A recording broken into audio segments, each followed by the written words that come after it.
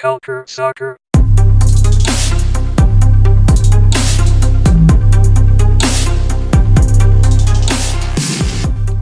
Bonjour chers auditeurs et auditrices et bienvenue à Culture Soccer. Aujourd'hui à l'émission et pour les autres à venir, nous vous avons préparé un petit guide MLS comme la saison dernière.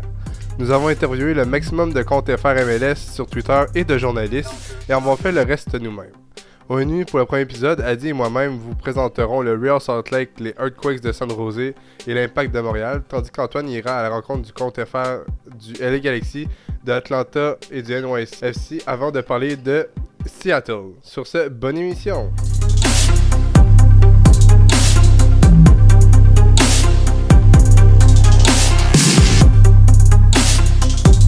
Aujourd'hui, on va commencer l'épisode avec les Earthquakes de San Jose, l'équipe qui a changé de tout et partout, avec un nouvel entraîneur, des nouveaux joueurs super intéressants, plusieurs départs. Donc, tout d'abord, Adi, ça va bien? Ouais, ça va et toi, Anthony? Ça va très bien, merci. Assez excité de faire ce guide MLS. Donc, on va rentrer dans le vif du sujet parce que c'est quand même seulement 10 minutes par équipe. Qu'est-ce qui s'est passé, Adi, durant la dernière saison? Ouais, en fait, San Jose, pour ceux qui n'ont pas suivi la MLS l'année passée, c'était le flop total, San Jose, avec, ils ont embauché un nouvel entraîneur en essayant d'amener un peu une touche européenne à San Jose en embauchant Mikael Starr. Starr était un entraîneur suédois qui entraînait en Suède et qui est venu à San Jose en disant que je vais tout changer, puis je vais faire former. Bref, il y avait beaucoup d'attentes à San Jose où on avait quand même de bons petits joueurs qui avaient rejoint. On parle de Eriksson, on parle de Wondolowski qui était encore là, on parle de Danny Hoesen qui était là pendant quelques années, je pense que c'était sa deuxième année où il avait montré de belles choses l'année d'avant. En tout cas, il y avait Vako. Donc, on s'attendait à une bonne équipe de San Jose. Malheureusement, avec Starr, il y a eu beaucoup de problèmes à l'interne. On se rappelle du fameux épisode à Montréal où Alachi et Starr se sont disputés en plein milieu du terrain. C'était vraiment très comique à voir. Et Mikael Starr a été renvoyé. Excusez-moi de dire renvoyé, mais vraiment renvoyé. Avec une fiche il a fait 28 matchs à la barre de l'équipe, 4 victoires, 8 matchs nuls, 16 défaites. Donc, on s'entend que vraiment très mauvaise saison pour San Jose. Donc, finalement, San Jose maintenant a décidé de vraiment tourner la page et a complètement changé toute sa philosophie. Ils voulaient une touche européenne, puis là, ils ont changé leur philosophie en embauchant un entraîneur que j'adore. En fait, je l'adorais surtout comme joueur, c'est Mathias Almeida. Mathias Almeida, c'est un ancien joueur qui a joué à l'Atlético Madrid, il a joué à River Plate et il a aussi entraîné River Plate. Il a eu beaucoup de succès en tant qu'entraîneur déjà. Et il arrive, il a commencé à mettre sa touche latino déjà dans l'équipe. On voit déjà beaucoup de joueurs latinos qui ont rejoint l'équipe et pas des petits joueurs, hein. On parle de Christian Espinoza qui est en prêt de Villarreal, qui joue en Liga espagnole. Donc, c'est pas une petite recrue, c'est un très bon joueur. L'année passée, il avait été prêté à River Plate. Il avait joué 15 matchs avec 2 buts. Ils ont signé aussi Marcos Lopez. Marcos Lopez qui est un Péruvien qui joue en fait.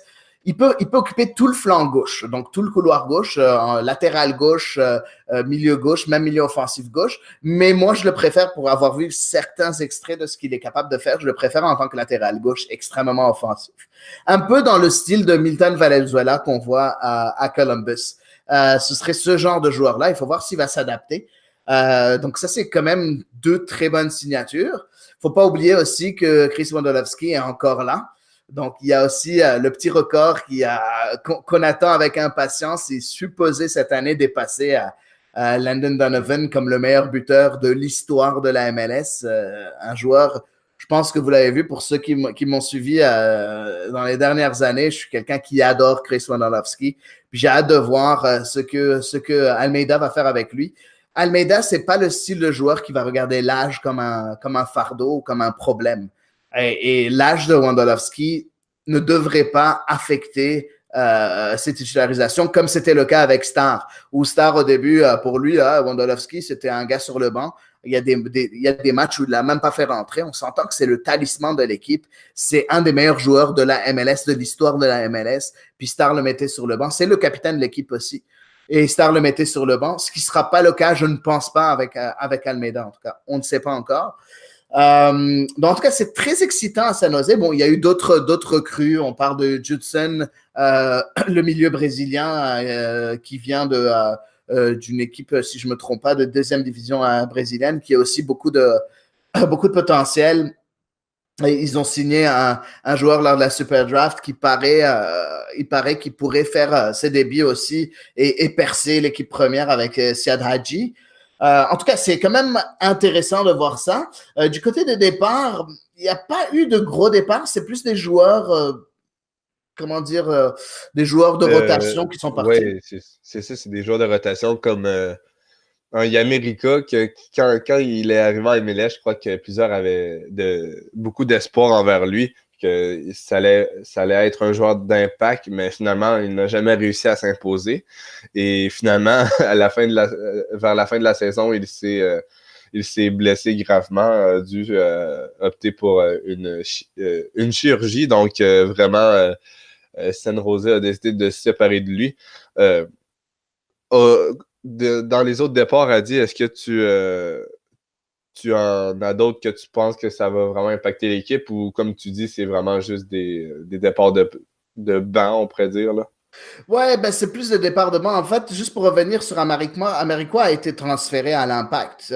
Donc, il ne s'est pas blessé l'année passée, il a été transféré. On s'est mal compris, j'ai dit Yamir Ika. Ok, Yamir Ika, j'ai entendu Américo, j'étais là, ok. Non, il n'y a aucun problème. Ouais, effectivement, Ika a été blessé. Il n'y a pas eu de gros départ. On parle de Chris Wehan qui est parti, qui est maintenant en train de faire un camp le camp d'entraînement avec l'Impact de Montréal. On parle des Domenico Duro qui a joué quelques petits bouts de match. Il n'y a pas eu de gros départ du côté de San Jose. Donc, en fait, il y a juste eu de l'ajout de talent. Et je pense à l'entraîneur, je pense de calibre international. Je suis très excité de voir ce qu'Almeida va être capable de faire. Et je suis quand même aussi très intéressé de voir, parce qu'il va y avoir un renouveau dans la grande rivalité entre San Jose Earthquakes et le Galaxy de Los Angeles. Parce que au Galaxy de Los Angeles, le nouvel entraîneur, c'est Schelotto. Et Schelotto, c'était l'ancien entraîneur de Boca Juniors. Donc, on voit un nouveau, comme un peu un River Plate Boca Juniors qui va se faire en MLS. En tout cas, je suis assez confiant. En tout cas, je pense pas que San Jose peut faire pire que l'année passée, pour être très franchement. Là. Donc, non, je suis assez confiant. Je m'attends plus à un jeu... Pour ceux qui regardent un peu le soccer européen, un peu à l'Atlético Madrid, un style assez défensif avec vraiment des contre-attaques, une équipe avec beaucoup de grinta, basée sur vraiment la défense et le système défensif pour récupérer le ballon puis aller vite en attaque. Je m'attends à ça parce que Almeida, c'était quelqu'un... c'est déjà en tant que joueur et même en tant qu'entraîneur, c'est quelqu'un qui veut voir ses joueurs mouiller le maillot à n'en plus finir.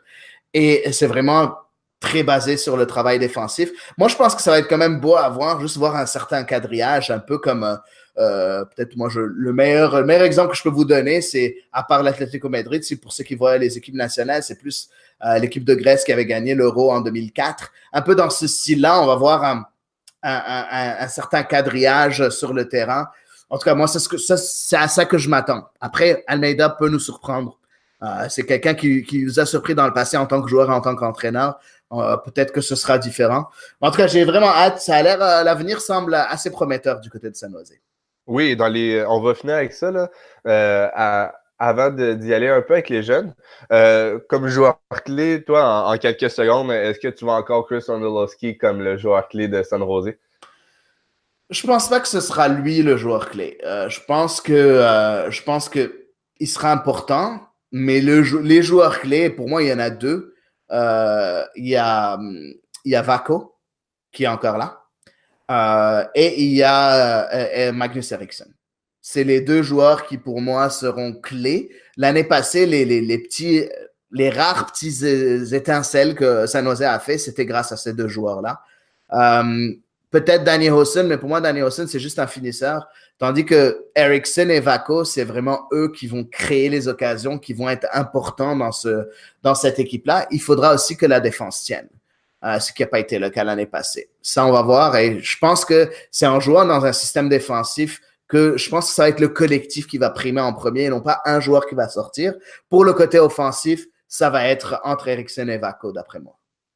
Oui, et moi, je voulais finir de parler des Earthquakes par quelque chose d'assez... j'aime voir ça, c'est que San Jose, durant la off-season, a signé un homegrown de 15 ans. Le joueur doit tellement avoir de potentiel pour être signé pro à 15 ans là, que j'ai vraiment hâte. Et les Earthquakes, ça passe un peu sous le silence, mais ils ont une excellente académie. Donc, j'ai hâte de voir qu'est-ce que Mathias Almeida va faire avec les jeunes parce que ça peut faire vraiment quelque chose ça peut être une révolution là, aux Earthquakes. Ouais, ben, j'espère bien que déjà, en tout cas, ils vont peut-être un ou deux bons joueurs qui vont peut-être renforcer la défense à partir de l'académie, c'est possible. Parce qu'il n'y a pas eu beaucoup d'ajouts en défense. Et pourtant, c'était un gros problème l'année passée. Mais comme j'ai dit, je pense que vu qu'il y aura le système défensif, ça va être différent. Mais oui, c'est sûr, l'académie de San Jose est quand même, c'est pas une petite académie là. Et on espère voir ces petits jeunes trouer un peu. J'espère beaucoup, pour parler un peu de l'académie, le gardien de San Jose qui est formé à San Jose, Marcinkowski. Oui. JT Marcinkowski, qui est un international espoir américain, qui pour moi, je ne comprenais pas déjà dès l'année passée pourquoi Star ne le mettait pas dans les buts dès maintenant. Il préférait mettre Tarbell. Mais pour moi, Marcinkowski devrait avoir le poste de numéro 1 dès cette année. Je ne serais vraiment pas étonné qu'il soit le numéro 1. Il l'était en fin d'année passée. Et j'espère que ce sera cette année, ce sera lui au poste de numéro 1. J'ai hâte de voir ce qu'il est capable de faire. Oui, et une autre équipe là, qui a un excellent centre de formation, c'est le Real Salt Lake. Si vous avez eu la chance de lire mon article, vous avez pu vous mettre un peu dans la peau du Real Salt Lake, une équipe qui est jeune, qui investit de manière exceptionnelle sur ses infrastructures et qui finalement, pour compléter son effectif, va recruter. En fait, le Real Salt Lake ont fait pratiquement fait tout ce que j'ai dit, ont mis en action. Ils sont allés signer 5 homegrown. Oh, wow! Oui, non, pour vrai, c'est vraiment en plus une belle génération. Là, le gardien David Ochoa sera à surveiller dans les prochaines années. Mais c'est ça, ils sont allés signer 5 homegrown et par la suite, pour pallier au latéral gauche, qui est un peu leur faiblesse. On a pu le voir là, durant les playoffs là, avec Danilo Acosta. C'était pas ça là, pour aller en playoff. Donc, ils sont allés chercher Donny Toya dans la re-entry draft. Un move assez logique pour le Real Salt Lake parce que, comme je l'ai dit, il manquait de qualité en défense. Et ils sont également allés chercher le milieu défensif Everton Luiz en prêt de Spal en Italie. C'est un milieu assez agressif là, qui taque à ses heures. Je pense qu'avec lui, là, cette année, on va pouvoir voir quelques cartons jaunes, même voir des cartons rouges. Il a fait la majorité de sa carrière là, en Suisse. Il a fait 3 ans en Suisse. Après ça, il est allé 2 ans à Belgrade pour ensuite aller en Italie. Je pense que ça va être un joueur qui va passer sous le silence en MLS, mais que pour vrai, je crois qui amène vraiment une solidité dans le milieu du Real Salt Lake qu'il n'y avait pas auparavant avec les Luke Mulholland et Sonny qui sont partis.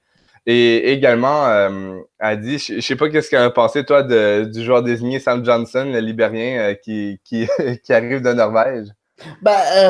Pour te dire très franchement, je le connais pas, je l'ai jamais vu jouer. Après, bon, ça a l'air de quelqu'un d'assez explosif, assez physique dans ce que j'ai vu de lui. C'est un pari. c'est un pari, c'est possible que ce soit un gros win, comme c'est possible que ce soit un gros fail, comme on dit. Donc, en fait, c'est possible que ce soit un succès, comme c'est possible que ce soit un échec total. Je pense que c'est un bon pari. Moi, ce qui m'inquiète un peu plus, point de vue du Real Salt Lake, c'est un peu les départs.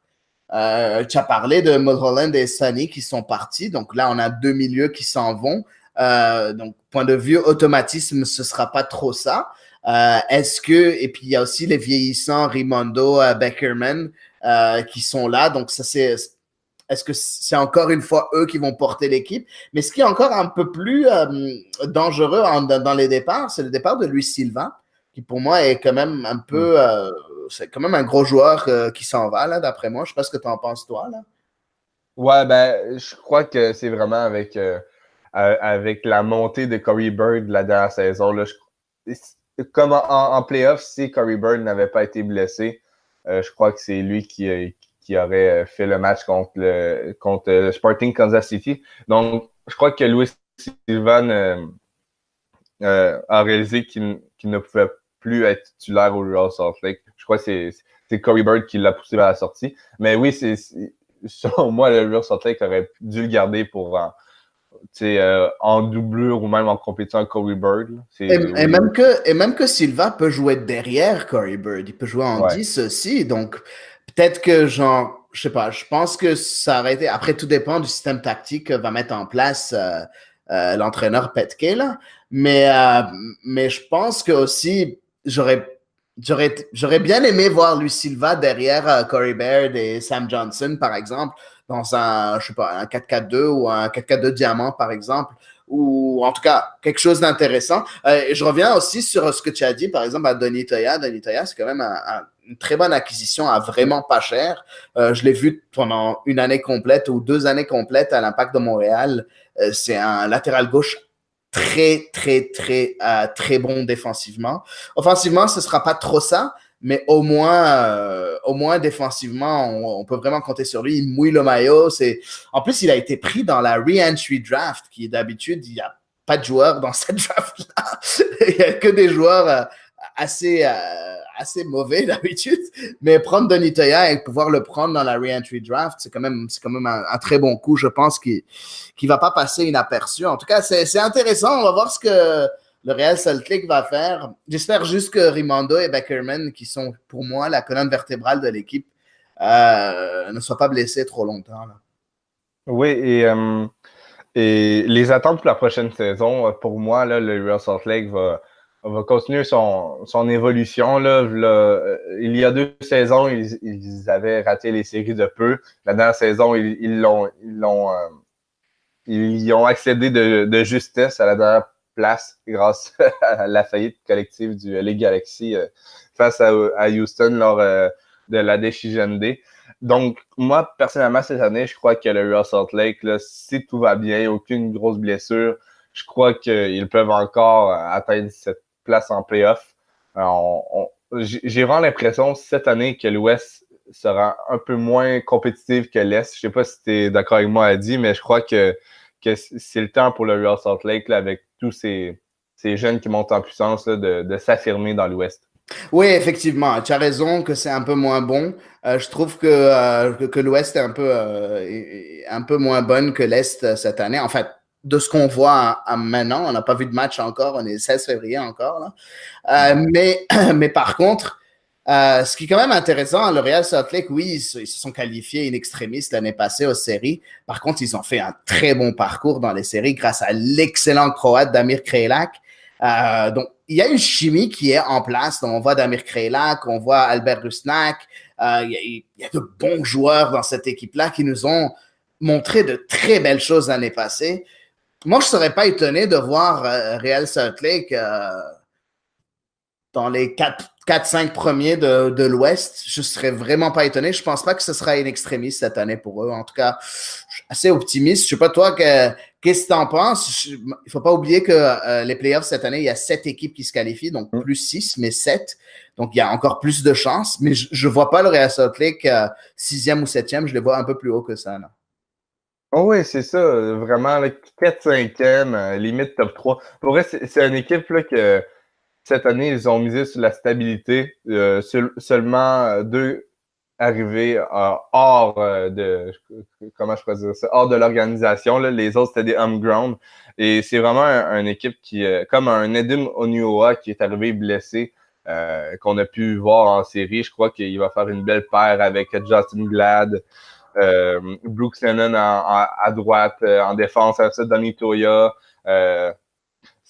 Et ensuite, je crois que Krelak, cette année, va peut-être jouer un peu plus derrière avec l'arrivée de Sam Johnson et avec les Savarino, les Rusnak. Donc, peut-être un duo au milieu Krelak, Bakerman et ensuite, là, on met Savarino à droite, Plata à gauche, Rusnak en milieu offensif, puis Corey Bird en buteur. Je crois que ça peut faire des dommages, vraiment. Surtout si Corey Bird confirme la saison dernière. On sait parfois les rookies, leur deuxième saison, hein, c'est plus dur de confirmer parce qu'il n'y a plus d'éléments de surprise. J'ai bien hâte de voir Il a très bien fait, par contre, avec l'équipe nationale américaine lors du camp d'entraînement de janvier. Il a joué 2 matchs avec l'équipe nationale. Ses 2 premières titularisations, ses 2 premières sélections avec l'équipe nationale. En tout cas, c'est assez intéressant. Il a l'air assez excité d'être là. Il a l'air d'avoir beaucoup de talent, Corey Bird. Mais j'aimerais revenir sur la dernière chose que tu as dit par rapport à Onuoha. Onuoha, excusez-moi, j'ai du mal à le dire. C'est un Nigérian, mais c'est aussi un Anglais. Et il a joué à Manchester City pendant plusieurs années. Il a joué 95 matchs pour ce club-là. Après, il a joué à Sunderland, à Queen's Park Rangers. Donc, c'est quelqu'un qui a joué dans la première et deuxième division anglaise, qui était supposé être le joueur clé de la défense, un défenseur central, le joueur clé de la défense et qui n'a pas pu jouer toute l'année passée. Donc, c'est comme une recrue cette année. Il a joué juste 2 matchs l'année passée. Et on parlait un peu de la raison pourquoi le Real avait du mal l'année passée, c'était pour la défense. Et puis lui, il va vraiment renforcer la défense. C'est comme complètement une nouvelle recrue avec le petit jeune Justin Glad que j'ai hâte de voir aussi jouer en défense centrale. En tout cas, c'est très excitant. Moi, je suis sûr. En tout cas, c'est toi l'expert. C'est toi l'expert du Real Salt Lake, mais moi, je trouve ça quand même assez excitant cette année pour eux. Là. Oui, tu parlais du petit jeune Justin Glad, là, mais il est jeune, il a 21 ans, là, ben, il a l'expérience. Je crois que ça va être sa quatrième saison en MLS, donc il commence à avoir de l'expérience. J'allais vous chercher la stat. Là. Justin Glad, là, c'est déjà là, 84 départs en MLS. Là, donc, ouais, mais c'est ça, c'est le petit jeune avec beaucoup d'expérience. En tout cas, j'adore ce joueur-là. Je trouve qu'il est excellent et il va devenir de plus en plus bon avec l'expérience. Et je pense que quelqu'un comme Onuoha va beaucoup l'aider à progresser encore au niveau peut-être préparation mentale et ce genre de choses-là qui arrivent juste avec l'expérience. En tout cas, ça a l'air d'une bonne année pour RSL cette année. Là.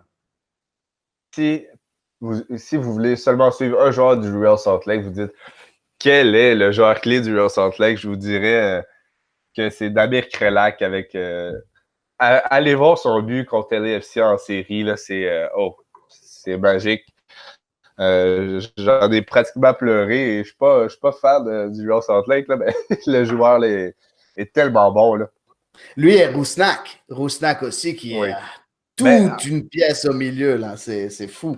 En fait, le quatuor offensif du Real Salt Lake cette année va être complètement fou avec Plata, Rusnak, Savarino, Corey Bird en point ou Sam Johnson. Pour vrai, moi, j'ai très hâte.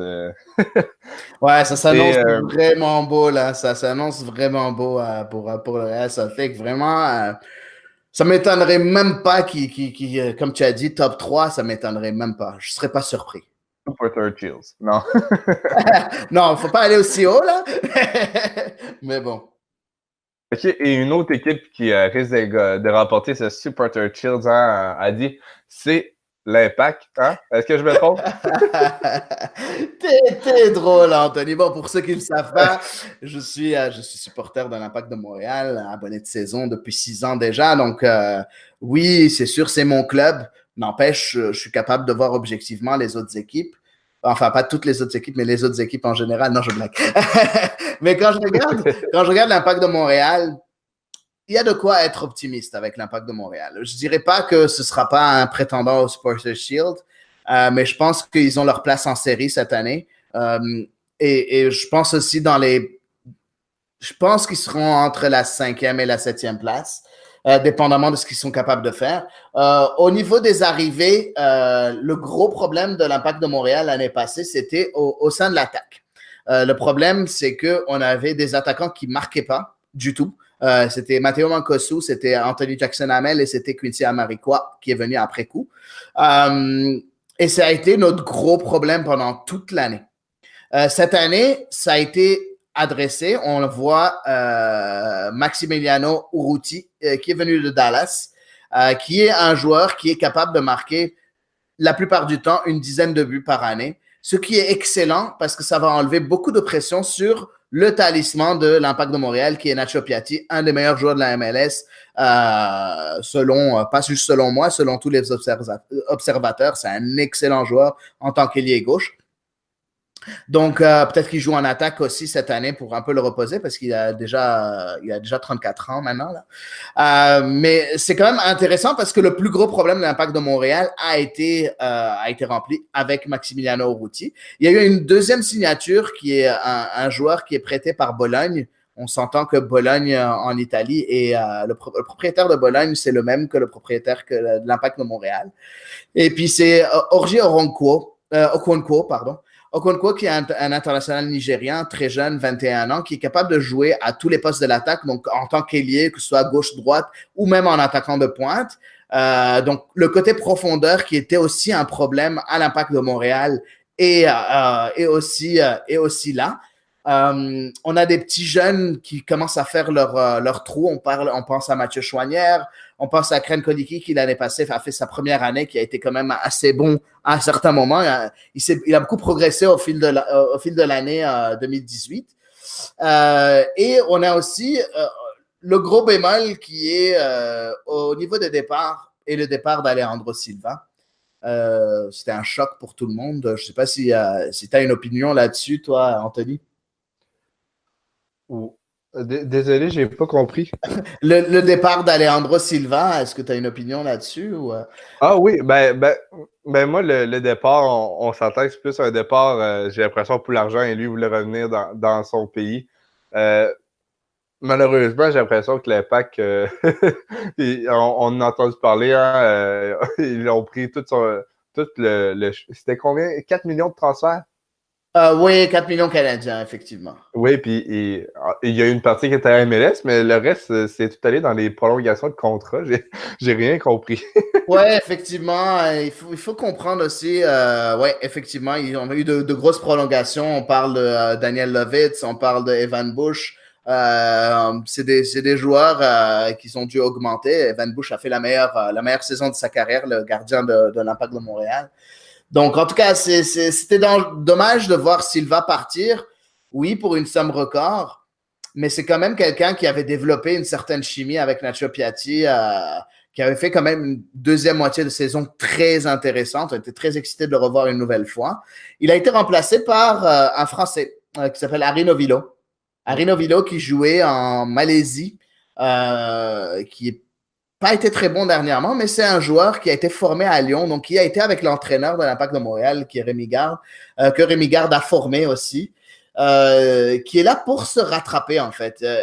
On sent qu'il veut relancer sa carrière. Je pense que c'est lui qui va être notre ailier droit titulaire. Moi, j'étais assez sceptique quand je l'ai vu, parce que je pensais que c'était vraiment... Bon, il arrive gratuitement. Bon, il a un salaire, je pense, on n'a pas eu les salaires 100% officiels, mais il y a quand même un salaire assez important, aux alentours de 700 000. Donc, c'est un joueur qui utilise de la TAM, donc qui utilise de l'argent d'allocation pour couvrir son salaire.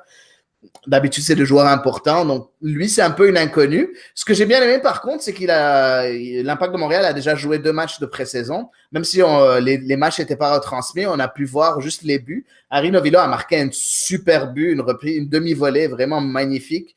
C'est quand même intéressant contre Nashville. N'est-ce pas, Anthony? Tu l'as vu, ce but-là, hein? Ah oui, je l'ai vu, moi, mais Il y a eu un penalty qui n'a pas été sifflé. Ouais, c'est ça. Excuse. Bref. Non, mais bon, en tout cas, c'est drôle. C'est Harry Novillo, c'est un pari, mais je pense que ça a l'air assez bon. Et il y a aussi deux nouveaux, une nouvelle signature officielle qui est Zachary Broguillard.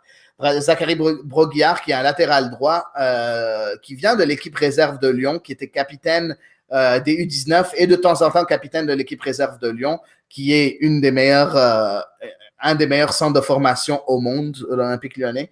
Zachary Broguillard, international canadien déjà, donc il ne prendra pas de place internationale. Très intéressant comme doublure à Bakary Sagna. C'est quand même assez intéressant de voir ce jeune joueur-là. Il y a aussi un joueur à l'essai qui est Émile Legault, aussi international canadien. Émile Legault, qui est encore invité au camp d'entraînement. Il n'a pas signé de contrat encore, mais ça s'annonce assez bon parce qu'il a montré sa polyvalence. Il est d'habitude latéral droit, mais il est capable de jouer au milieu de terrain. Et puis dernièrement, Rémi Garde est en train de l'utiliser en tant que latéral gauche parce que Daniel Lovitz n'était pas là, il était avec l'équipe nationale. Bref, en tout cas, donc ça a l'air assez intéressant. L'Impact de Montréal aussi s'est débarrassé un peu de son, on va l'appeler le bois mort, mais des joueurs qui faisaient plus trop l'affaire. On parle de Louis Bélangueyette, on parle de Michael Salazar, de Quincy Amarikwa, Matteo Mancosu, Chris Duval, Michael Petrasso, Jason Vargas. C'est des joueurs, c'est beaucoup de joueurs qui étaient là et qui n'étaient pas assez bons. Donc, en tout cas, c'est intéressant de voir ça parce qu'on sent une équipe beaucoup plus soudée. On sent une équipe beaucoup plus forte. Il y a un vibe extraordinaire. Il y a une ambiance extraordinaire au sein de l'équipe. Et la direction a changé. Et c'est ça qui est le plus important et qui est le plus gros point positif de l'Impact de Montréal. C'est que le propriétaire, Joey Saputo, a décidé de ne plus être le président de l'équipe. Et il a donné sa place à Kevin Gilmore. Kevin Gilmore qui est vraiment une figure assez importante à Montréal parce qu'il a déjà été vice-président de l'équipe de hockey des Canadiens de Montréal.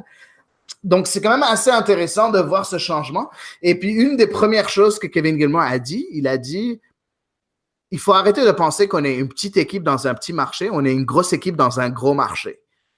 Et on va commencer à se comporter de cette façon-là. » Donc, qu'est-ce que ça veut dire? Est-ce que ça veut dire plus d'investissement? Non, pas spécialement. Moi, je pense que ça veut dire juste que arrêtez de nous prendre pour une petite équipe de rien du tout, juste commencer à vraiment avoir confiance en nous parce que nous, on va faire les choses en gros. On a vu le lancement de la saison qu'ils ont fait avec les abonnés de saison vendredi passé, le 8 février. C'était vraiment quelque chose d'extraordinaire. Moi, j'étais malheureusement pas là. Mais j'ai vu les vidéos, c'était magnifique. Tout le monde en symbiose, les supporters, tout le monde était extrêmement excité. En tout cas, il y a quelque chose de beau qui commence à se former du côté de l'Impact de Montréal. Moi, je m'attends à ce qu'ils fassent les séries entre la 5e et la 7e place. Je pense que ce sera un peu plus difficile au début avec 6 matchs à l'extérieur. Mais je pense qu'après, ils vont se replacer. Ils vont se replacer pour faire les séries, je pense. Parfait. J'ai une question pour toi. Est-ce que tu penses que finalement Anthony Jackson-Hamel va réintégrer l'effectif? Ben, il fait partie de l'impact du camp de pré-saison. Il a l'air assez impliqué. J'ai vu certaines de ses réponses sur certaines personnes qui le critiquaient sur Twitter. Ses réponses étaient assez virulentes en disant « Je suis là, est-ce que j'ai l'air de ne pas être là? Est-ce que j'ai l'air de pas me donner à fond? » Il se donne à fond. Ce sera la doublure, je pense, de Max Urruti.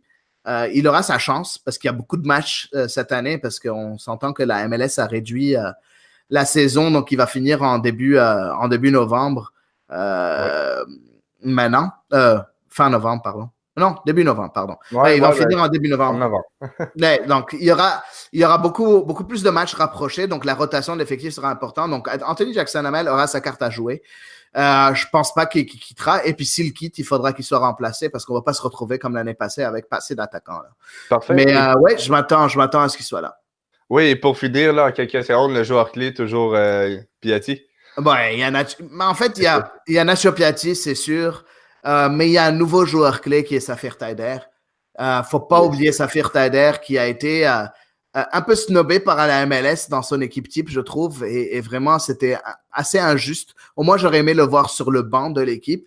Par contre, ça a été directement rectifié par la firme Opta. Opta qui fait les statistiques un peu de toutes les ligues dans le monde. Et Opta, statistiquement, a mis Safir Taiter sur son 11 de départ de l'année. Donc, les statistiques ne mentent pas. Safir Taider est un excellent joueur, 26 ans international algérien, qui est aussi un élément clé, tout comme Samuel Piet en milieu défensif. Parfait. Et on va finir notre segment avant de laisser la place à Antoine et les comptes FR de Twitter. On va finir avec le Orlando City SC. Moi, j'ai suivi leur off-season car, comme vous le savez, je raffole de USL et Louisville commence vraiment à intégrer Orlando. Ça a commencé la saison dernière lorsque rien de plus valait et James O'Connor a rejoint l'organisation. Ça ne s'est pas amélioré, mais vraiment, là, il a pu avoir sa première off-season, pouvoir façonner l'équipe par sa main. Et c'est pourquoi Joe Menzies est parti, Jonathan Spector est parti, Scott Sutter, Donny Toya, PC, Mohamed El Mounir, Amro Tarek, Yoshimar Yotun, Stefano Pino, R.J. Allen. Il a vraiment sorti tout ce qu'il n'aimait pas d'Orlando. Et il a amené 2 joueurs de Louisville. Greg Ranjit Singh, le gardien de but, que moi je trouve c'est tout simplement le meilleur gardien en USL. C'est pas le gardien vraiment dans les statistiques qui est dans les premières classes, mais c'est vraiment avec dans les gros matchs, il est toujours présent. Ensuite, en défense centrale, il est allé chercher Carl Smith, un autre joueur de Louisville qui, il y a 4 ans, n'avait pas de contrat pro, est allé à l'essai avec Louisville et a été pris. Il a terminé en étant le pilier de la défense et, selon moi, l'un des meilleurs défenseurs de la USL. Pourrait, si ce joueur s'adapte bien à la MLS et à ses coéquipiers, ça peut être vraiment un des premiers joueurs USL qui, en défense qui réussit. Là. Selon moi, c'est meilleur que Sébastien Ibeaga qui a pu faire quelques matchs avec le NYCFC. Ensuite, il est allé chercher d'autres joueurs. Il est allé chercher Joao Moutinho, le premier choix de l'année passée du LAFC. Au milieu, Sébastien Mendes de Independiente del Valle. C'est un jeune équadorien qui est milieu défensif. Donc, ça va vraiment rajouter du solide au milieu d'Orlando, car vraiment, la saison passée, là, ça n'avait pas de sens, a dit le milieu d'Orlando. Ouais, mais c'est ça, en fait, ce qui me fait un peu... oui, le milieu d'Orlando était vraiment pas de sens. Pourtant, il y avait des joueurs de qualité, là. Ouais. Vraiment des joueurs de qualité. C'est juste que le SMOS n'a jamais pris. Et moi, ce qui m'énerve un peu chez Orlando, c'est que chaque année, ils font un ménage. Ouais. Depuis qu'ils sont arrivés en MLS, chaque année, il y a un gros ménage qui est fait. Il n'y a pas de continuité. On ne comprend pas ce qu'ils font. Et chaque année, sur papier, ils ont une équipe extraordinaire. Puis chaque année, c'est un flop total.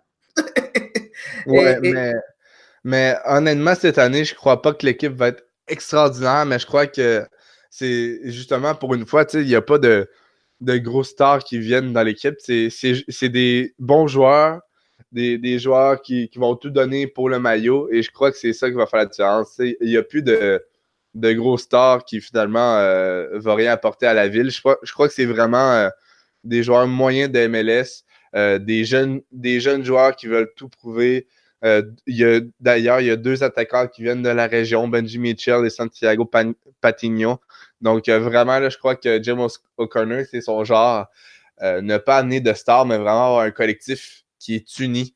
Et je crois que c'est vraiment ça qui va faire la force d'Orlando cette année. Je crois que c'est vraiment l'unisson. Ils vont être vraiment une équipe et pas 11 joueurs. J'espère qu'avec même l'arrivée d'un joueur comme Nani, car ce n'est pas encore sûr, on enregistre le 16 février, donc j'espère qu'avec même l'arrivée d'un joueur comme Nani, cette unisson, cette collectivité ne va pas être ébranlée. Commencer avec un collectif, ce qu'Orlando n'a jamais réussi à faire. Orlando est arrivé en MLS avec des airs de grands clubs qui n'avaient jamais joué un match encore. En signant Kaka, donc ils pensaient que directement ils ont signé un excellent joueur, un ancien ballon d'or, et que c'est fini, ils allaient survoler à MLS. C'était pas le cas. Kaka a pris sa retraite depuis. Et depuis, ils font des choix, ils signent de très bons joueurs, mais sauf qu'il n'y a pas d'osmose. Donc maintenant, peut-être en enlevant tous ces stars-là, on s'entend qu'il y a eu de gros départs. Donc Yoshimar Yotun, qui était le meilleur joueur d'Orlando l'année passée, selon moi, qui est parti à Cruz Azul. Je pense que c'était plus monétaire, moi, ce transfert-là. Mais tu as aussi les Mohamed El Monir, Amro Tarek, qui sont partis. Et tu as surtout Jonathan Spector. En tout cas, c'est Joe Bendik, qui sont des joueurs, pas des joueurs moyens là, qui s'en vont. Donc après, est-ce qu'ils ont assez de qualité? Bon, on a Sacha Kliestan qui est encore là, on a Rosel qui est encore là, on a quand même de bons joueurs, on a surtout, ne pas oublier le très grand, l'attaquant Dom Dwyer que moi j'adore, qui est pour moi, moi aussi. un excellent attaquant. Là. Bref, donc est-ce que la tactique de O'Connor va marcher? On ne sait pas encore, mais je ne serais pas surpris parce que si jamais tu as cette osmose qu'il arrive à faire et qu'il arrive à mettre un collectif en place, ça peut faire mal. Parce qu'il y a de la qualité dans cette équipe. On parle, notre ami Florian Moget qui s'occupe du soccer universitaire nous a parlé tellement de Benji Michel que j'ai hâte de voir ce qu'il va donner. Je sais pas toi, là, mais je suis intéressé à voir ce qu'il va donner. Là. Moi aussi, mais il y a également Santiago Patiño qui ont pris à la draft. C'est vraiment une histoire assez intéressante. C'est un joueur qui a grandi à Orlando et environ 2 ou 3 semaines avant la draft, ils ont essayé de le signer en homegrown, mais pour aucune raison, la Ligue n'a pas voulu. Et tu sais, pour faire un statement à la Ligue, au premier choix, ils sont allés le chercher. Assez sympathique de la Ligue de s'immiscer toujours dans les contrats et tout. En tout cas, on va revenir une autre fois, mais c'est pour Orlando, vraiment, la prochaine saison, là, si la mayonnaise prend et tout, je les vois se qualifier in extremis pour les playoffs à la 6e ou à la 7e position. Pour moi, ils ont le niveau. C'est une équipe avec des excellents talents. Si Kleshton et Dom Dwyer là, font un bon boulot cette année et produisent, je crois que cette équipe-là va surprendre. Parce que pour une des rares fois depuis leur arrivée en MLS, j'ai l'impression que cette année, tout le monde pense que Orlando va rien faire, tandis que les autres années, c'était « Ah, ça va être l'année que ça va réussir. Ah. » Mais pour une fois, personne n'a de l'espoir pour Orlando à part moi. Non, mais pense-y, regarde leur défense. Je regarde leur défense, puis sérieusement, là, il n'y a pas grand monde. Hein. Bon, t'as Lamine Sané, bon, d'accord, même s'il n'a pas fait une excellente... Il a très bien commencé l'année passée avec Orlando, mais après, c'est comme toute l'équipe, il ne survolait pas le championnat du tout. Là. Mais après, t'as qui? T'as Danilo Acosta, on a parlé de Real Salt Lake qui avait des problèmes à gauche, ben, c'était Danilo Acosta, puis là, il est là, mais c'est qui ta défense? Je comprends pas c'est qui la défense. Joao Moutinho, qui était avec LAFC, qui était le premier choix de la Super Draft 2018, ben, c'était un flop. Il n'a pas très bien fait à LAFC. Est-ce que c'est lui qui sera titulaire en défense centrale? En tout cas, c'est qui la défense? C'est qui les 4 joueurs de défense? Je ne sais pas ce que tu en penses. Toi, est-ce que tu as une défense quand tu regardes les défenseurs? Tu as Danilo Acosta, Carlos Asquez, Alex De John, Joao Moutinho, Shane O'Neill, Juan, Lamine Sané et Kyle Smith. Il y a 8 défenseurs. Pour te dire très franchement, à part Lamine Sané qui est sûr d'être titulaire, je ne sais pas c'est qui seront les 3 autres. Ouais, je comprends ce que tu veux dire. C'est un peu encore le point d'interrogation d'Orlando. D'ici à la saison, est-ce qu'ils vont recruter un autre joueur? On ne le sait pas, mais moi, honnêtement, j'ai confiance en James O'Connor là, et Kyle Smith. Allez, Kyle! Ben oui, il faut dire aussi que O'Connor, c'est quand même, si je ne me trompe pas, ben corrige-moi, c'est toi l'expert USL, là, mais il a quand même remporté 2 USL, si je ne me trompe pas. Ben, on pourrait dire 1,5 parce qu'il a remporté la première et ensuite il est parti à la mi-saison de la deuxième. OK, ben c'est ça. Ben, c'est lui qui a mis en place la fameuse équipe de Louisville qui a remporté 2 championnats à la suite. Là. Ouais, et dans ces équipes-là, il y avait il y avait vraiment aucune vedette, là. C'était vraiment un collectif et j'ai l'impression que c'est ça qu'il veut reproduire Orlando. Donc, moi, j'ai vraiment confiance en lui. Et c'est ça qui va clôturer notre partie d'émission, Adi. Merci beaucoup pour ton temps. Merci à toi, très content d'être là et on va continuer. Je suis sûr que ces podcasts-là vont être super intéressants pour tous les novices à la MLS. On n'a pas Oui. parlé par contre du joueur clé à Orlando. Tu penses c'est qui sera le joueur clé pour toi, Anthony? Ah, pour moi, le joueur clé, ça va être Kleshan. Je crois qu'il Ça va va faire de... être. Ouais. Moi, Ouais. tu penses pas que ça sera plus Dwyer? Ah, ben moi, j'ai l'impression que Dwyer va produire si Kleshan, genre, et si Kleshan produit des bonnes passes et tout. Fait que je crois que tout le, toute la réussite d'Orlando va être influencée par le rendement de Sacha Kleshan. Je crois que c'est ça qui a manqué la saison dernière, mais cette année, là, ça va, ça va bien. Je crois que ça va bien se dérouler pour lui. Cool. Bah, allez, Sacha. Ouais, allez, Sacha. Donc, c'est tout pour la première partie de l'émission. Merci, Adi, pour ton temps. Merci à toi, Anthony.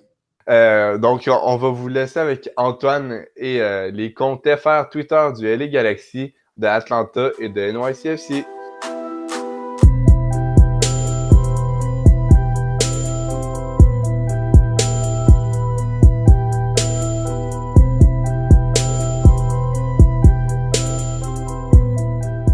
« 10 minutes avec le Twitter manager du compte du LA Galaxy en français, Aurélien. Comment ça va, Aurélien?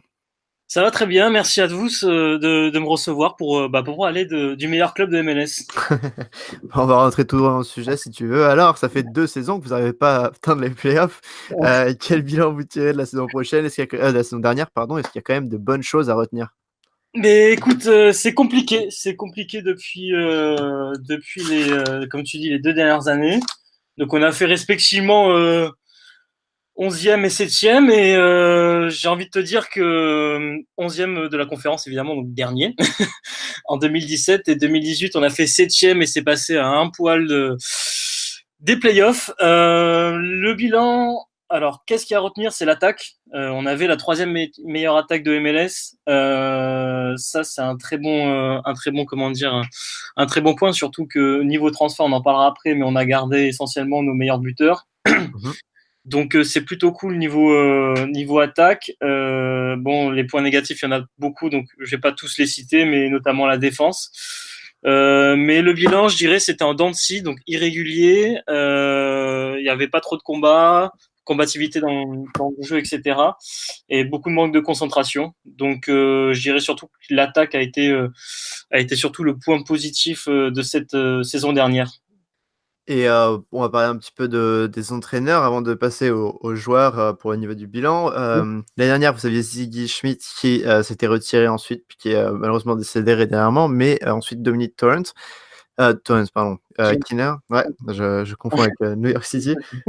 Donc Kinner, et puis cette saison, vous êtes allé chercher l'ancien coach de Boca Junior, Schelotto. Est-ce que tu as confiance en lui pour mener Los Angeles au playoff? Écoute, je pense que quand il a rejoint LA, il savait à quoi il s'attendait. C'était pas non moins un énorme chantier, mais niveau défensif, au milieu, il y avait beaucoup d'incohérences. Donc, au vu des résultats, j'aime pas trop juger sur les matchs amicaux. Les gens qui aiment les stats verront qu'il a fait match nul contre Toronto. Il a perdu 2-0 contre Atlanta. Il y a eu un match annulé contre les Whitecaps. Même s'il a gagné contre Vissel Kobe, le club de Podolski, Iniesta et compagnie, où il a gagné 4-1, score cumulé. Je t'avoue que j'ai vu une partie du match contre Toronto, où ça a été une belle purge, mais c'est un match amical. J'ai confiance en lui dans le sens, je pense qu'ils l'ont pris pour ses aspects un peu défensifs, basé sur un jeu défensif, enfin pas basé sur un jeu défensif puisque ça jouait bien Boca niveau offensif, mais je veux dire les autres entraîneurs qu'on avait, à commencer par Kinnar, enfin Schmidt je l'aimais bien, Kinnar je pense qu'il basait plutôt son jeu au niveau offensif et il laissait un peu la défense à l'abandon. J'ai confiance en lui, de toute façon bon, Zlatan, je crois en lui aussi. On va pas se mentir, il nous a beaucoup aidé la saison dernière. Il a mis 2 mois à s'intégrer, mais moi, je suis plutôt positif pour la saison prochaine. Et on va parler un petit peu de l'équipe. Tu disais, oui, la défense, c'était pas ça. Ashley Cole et Michael Siani, entre autres, sont partis. Vous avez pas mal recruté, que ce soit, enfin, surtout derrière, puisque devant, ça allait plutôt pas mal, comme tu disais. Est-ce que tu peux nous présenter un petit peu les recrues? Alors les recrues, on a pas mal de jeunes. Déjà, la première bonne nouvelle entre guillemets, c'est le recrue de Lapson. Donc c'est le gardien. Où David Bingham était un peu pour moi un peu léger sur les interventions et donnait pas du tout confiance. Donc il vient du Minnesota, qui donnait pas du tout confiance à la défense, puisque ça part de là. On a j'allais dire un petit jeune, non, 27 ans, Polenta. Bon, c'est un Uruguayen, à voir ce que ça donne. On l'a obtenu pas cher, j'ai plus le montant en tête.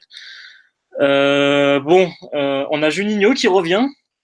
Alors pour moi, c'est pas une défaillance de la cellule de recrutement de LA, mais Juninho, c'est un bon joueur de milieu. Je pense qu'il va apporter de l'expérience, mais pour être honnête, je suis pas du tout satisfait des transferts. On a le petit Antuna qui lui est un prêt de City. Donc lui, ça va être peut-être le joueur à suivre pour après, mais on n'a pas non plus d'énormes recrues par rapport à nos départs. On a quand même 9 départs pour 6 arrivées, quoi. Et même au niveau de la défense, en fait, il n'y a pas tellement d'arrivées, alors que c'était quand même un gros chantier. Et je suis extrêmement surpris qu'ils aient prolongé Fletcher, puisque il avait une vingtaine de matchs dans les pattes et les matchs qu'il a fait n'ont pas été vraiment convaincants. Très peu d'apports offensifs. Niveau défensif, c'était pas ça. Et j'ai été surpris qu'il le prolonge. Donc à voir aussi en défense si on va pas finalement jouer dans un schéma avec 3 défenseurs, mais un peu mieux organisé qu'à l'époque. Ouais, et pour Juninho, c'est vrai que oui, tu le disais, alors c'est pas du tout pour nos auditeurs le Juninho lyonnais, mais c'était quelqu'un qui était au Galaxy il y a quelques années déjà et qui jouait plutôt bien, mais il avait fait une dernière pige au Chicago Fire, je crois, et il était vraiment pas très bon. Et après, ouais, donc c'était pas rassurant.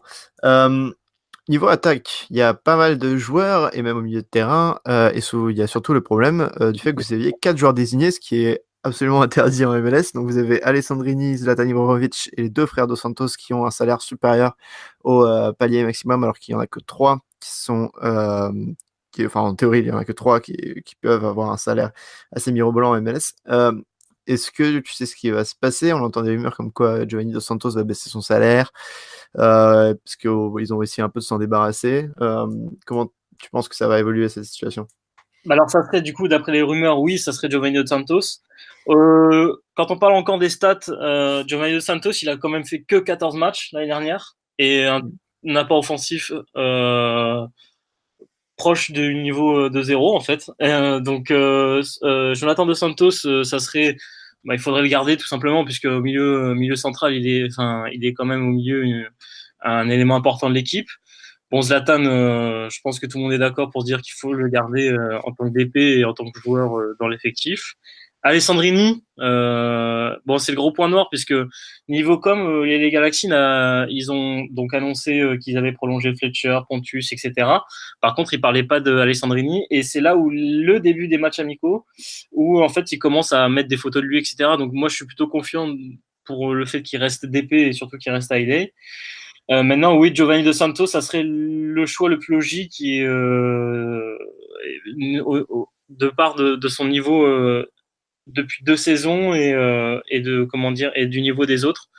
Donc, moi, j'ai tendance à suivre les rumeurs. Enfin, pour le coup, cette rumeur-là, j'ai tendance à être plutôt d'accord avec les autres, et j'espère que ça va être Giovanni Dos Santos qui va baisser son salaire. On va le garder. Parce que c'est vrai que vous avez une très belle attaque sur le papier entre Ola Camara, Ibrahimovic, Dos Santos, Alessandrini, Pontius, notre petit chouchou Boateng, mais aussi au milieu de terrain, Carrasco, Leggett ou Jonathan Dos Santos et Perry Kitchen aussi. Donc vraiment sur le papier, un très bel effectif. Est-ce que pour toi, ça va jouer les playoffs cette année enfin? Ouais, je suis. Alors pour le coup, je me mouille. L'année dernière, passée, j'ai dit que c'était sans Zlatan. J'avais dit entre au mieux 6e, au pire 8e. Bon, on a terminé 7e. Donc, bien joué. malheureusement très rageant contre Dynamo. Mhm. Bon, tu mènes 2-0 et tu perds 3-2.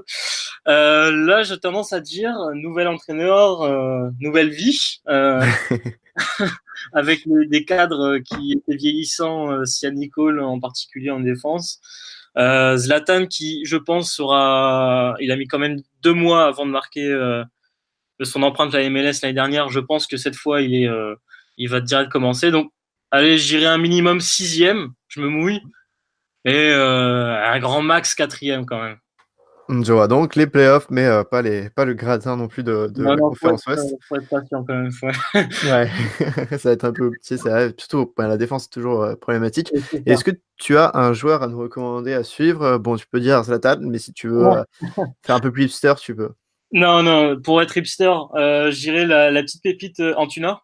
Mhm. Euh, Franchement, on le connaît pas. Je suis allé voir un peu ses vidéos, son potentiel, etc. Franchement, je me dis, bah, pourquoi pas? Pourquoi pas le petit Antuna qui assure. Il a tout approuvé et puis il ne peut que faire mieux en fait. Comment dire en MLS. Après, j'espère que l'entraîneur va donner comment dire confiance à la jeunesse parce que bon, t'as quand même Chris Pontius. Enfin, t'as du monde à l'avant quoi. Donc c'est un ailier droit de base. Donc à voir ce que ça va donner. Mais il a 21 ans et je pense il ne peut que s'améliorer. Donc Mm. je dirais Uriel Antuna. Et bah moi, si je peux jeter un petit nom, il y a Boateng bien sûr, mais je pense que Leggett peut faire quelque chose vu qu'il a fait de très belles prestations sous le maillot des États-Unis récemment. Alors ouais, c'est ce que j'allais dire. Liedjet est bien, mais on le voit progresser en fait de saison en saison, comment Ça dire, diminue. Non, ouais, il est très beau. Hop, j'arrête le chronomètre. quand Liedjet, quand LA était moins bien, Liedjet était comment dire, c'est celui qui ressortait un peu de l'eau. Ouais. Pour Avec moi, Alessandrini, peut-être. c'est même plus le joueur à suivre puisque c'est même pas logique ce qu'il fait, mais je veux dire pour moi c'est normal ce qu'il fait. Il est en totale progression. Mm. Et oui, effectivement, avec ses dernières sorties avec l'équipe nationale. Franchement, pour moi, c'est pas une banalité puisque c'est ce qu'il fait est bon, mais j'irais, bon, pour voir le potentiel, Uriel Antuna est très bien et Liedjet, ouais, c'est vraiment c'est un de nos chouchous de LA. Bah, ça marche. Et là, ça conclut les 10 minutes avec toi. Merci beaucoup d'avoir pris un peu de temps pour nous présenter ton équipe pour cette saison. Et bonne chance, parce que il faut que ce club historique revienne un peu vers le devant. Et bien, merci à toi. Bonne Merci. journée. Merci, toi aussi. Ciao. Et si vous voulez bien sûr suivre tous les résultats et toutes les actualités sur les Galaxy, on vous recommande ce compte français donc, qui a toutes les actualités du club quand il faut. Merci. Et merci, bonne soirée. Merci.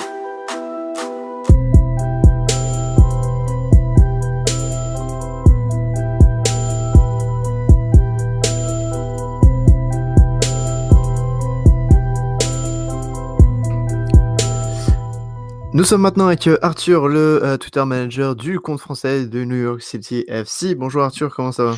Bonjour Antoine, bonjour à tous. Ça va très bien et toi? Très bien, merci beaucoup d'avoir accepté notre invitation. On va parler de New York City FC avec toi. Donc, le club new-yorkais qui, l'année dernière, avait fait une saison plutôt correcte jusqu'au départ de Patrick Vieira. Oh là, ça compte mal. Patrick Vieira. J'ai mélangé 2 joueurs en un. Patrick Vieira. Et l'arrivée donc de Dominic Torrent à la position d'entraîneur. Et on va pas se mentir, sous Torrent, c'était quand même du beaucoup moins beau jeu et des stratégies un petit peu étranges. C'est le moins qu'on puisse dire, oui. Ouais, voilà. Et donc, est-ce que tu peux nous parler un petit peu de la saison dernière et est-ce que tu étais plus ou moins content avec les objectifs qui s'étaient mis avant la saison? Est-ce qu'ils ont été réalisés ou pas? Tout d'abord, ouais, c'était une saison un peu mitigée parce que j'ai trouvé très mouvementée. Déjà, le départ de Vieira n'a pas aidé en plein milieu de saison. Il y a eu des blessures aussi récurrentes de Villa qui, pareil, ont déstabilisé un petit peu le collectif.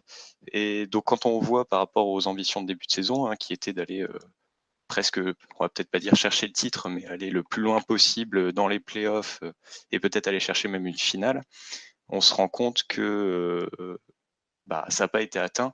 Mais quand on prend en compte tous les facteurs comme j'ai dit, le départ de l'entraîneur, l'arrivée d'un nouveau qui connaissait pas le club et des blessures de joueurs importants, de cadres, le résultat final est, on va dire, correct. On est quand même allé en playoff, on a quand même passé un tour.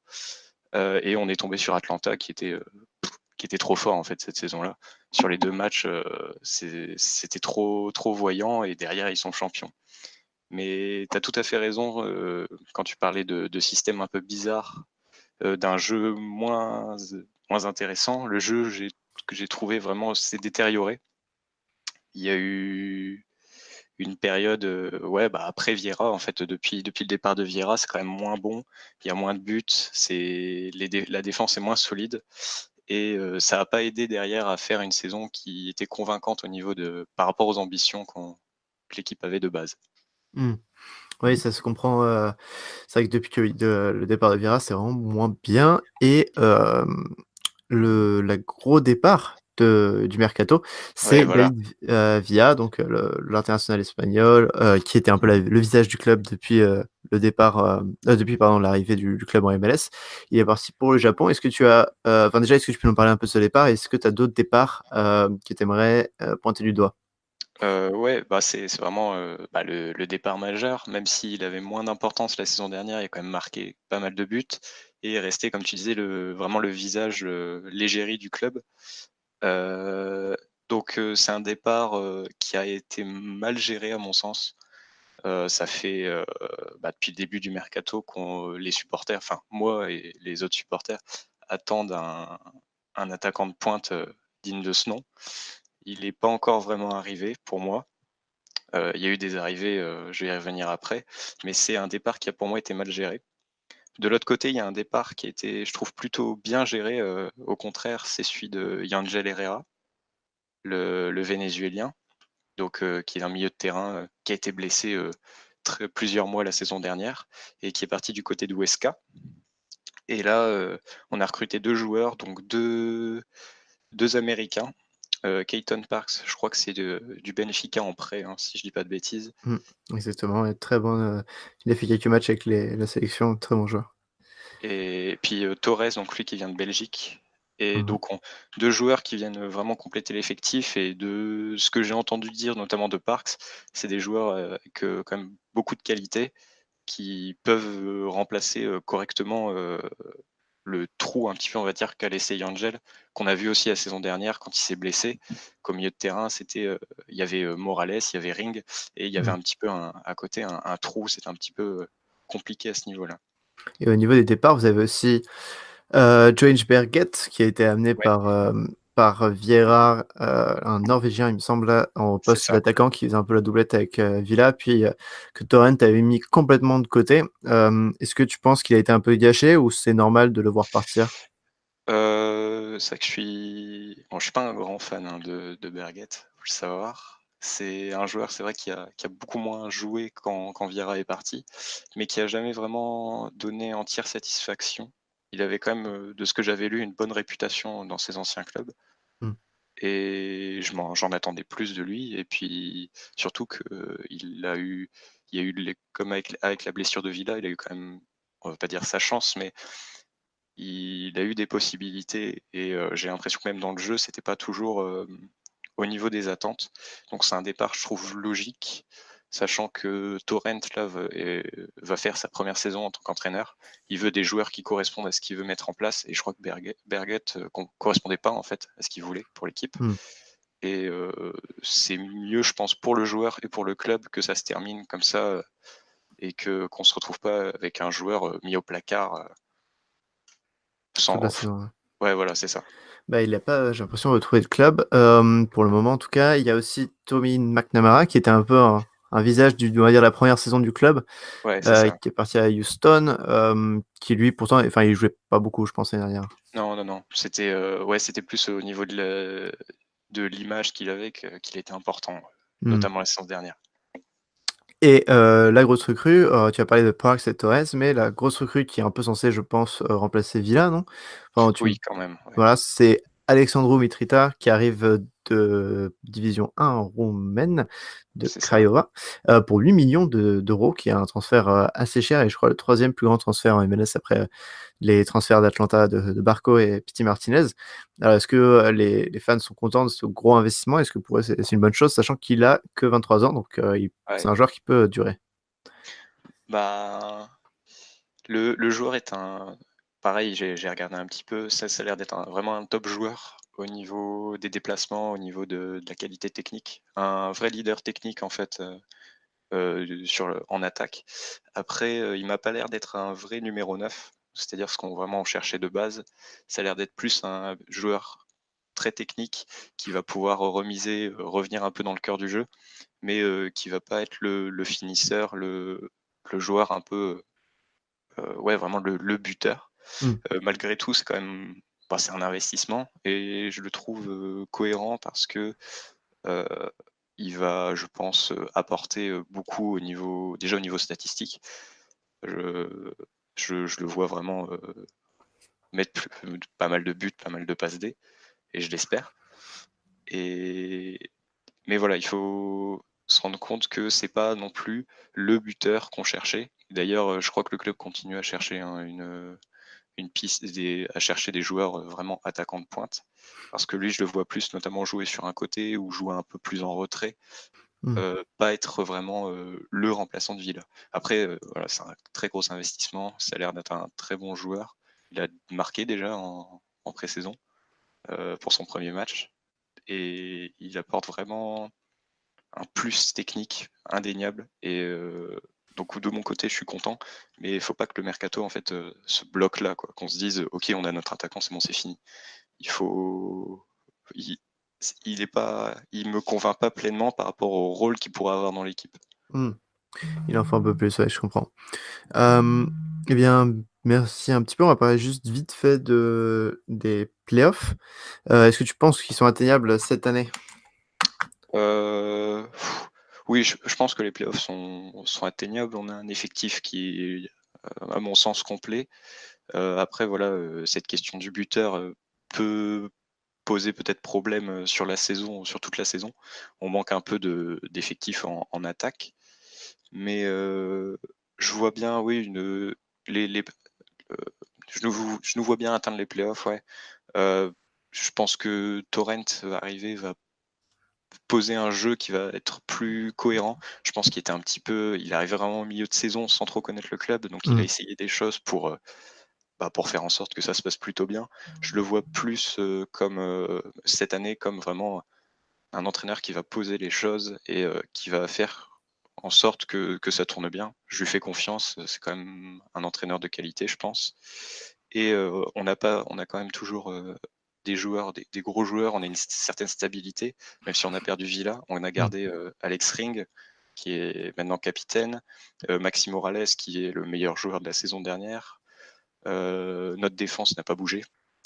Et on a gardé Tajouri Shradi. Enfin, les joueurs majeurs de la saison dernière ont été conservés et garderont ce rôle important qu'ils avaient la saison dernière. Donc au niveau, je trouve que on va être très stable, on va rester plutôt stable. Et donc je nous vois vraiment aller chercher les playoffs. Le titre, je ne nous vois pas aller le chercher, ça me paraît trop prématuré, mais les playoffs me semblent atteignables, ouais.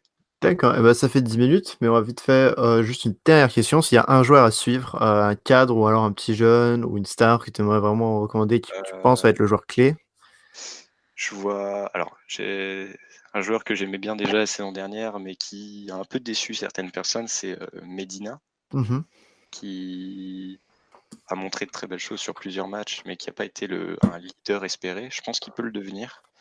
Et celui que j'aimerais vraiment voir, et je pense que tu vas voir de qui je parle, c'est Jonathan Lewis, le jeune ailier américain, qui a joué, je crois, en sélection, si je dis pas de conneries. Ouais, et qui était en prêt à Louisville l'année dernière. C'est ça. Ouais. Donc, ok, c'est un jeune athlète. Voilà, c'est ça. Qui a montré certaines choses en fin de saison l'année dernière et qu'on attend, enfin moi j'attends en tournant en tout cas. D'accord, bah merci beaucoup en tout cas d'être passé chez nous. On rappelle, pour merci toutes à toi. les actualités de New York City FC, on te suit sur Twitter. Et bonne chance pour la saison prochaine. Bah merci, et puis à bientôt. À bientôt, on espère te reprendre bientôt. Merci encore. Ciao. Ciao.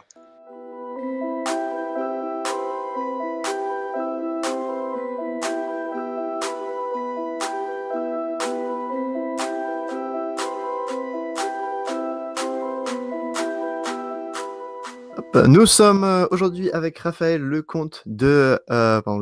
gérant du compte d'Atlanta United en français. Comment ça va, Raphaël? Ça va très bien et toi? très très bien. On est content de te retrouver parce que la dernière fois qu'on t'a vu, je crois que c'était pour la finale, il me semble. Il y en a eu un entre deux, mais Ah oui, pour Almiron. Et aussi, ouais. voilà. Donc, pas mal d'actualités sur Atlanta. On a 10 minutes avec toi qui ont déjà commencé d'ailleurs. On va parler vite fait de la saison d'Atlanta. Alors, déjà, première question. La saison dernière, est-ce qu'il y a quelque chose que Atlanta pouvait faire mieux ou c'était parfait partout? Alors, c'était presque parfait. On a eu vraiment une bonne saison, conclue par le titre. Le seul petit point noir, c'était d'avoir perdu le Shield en fin de saison. On avait tout fait pour aussi remporter le Shield.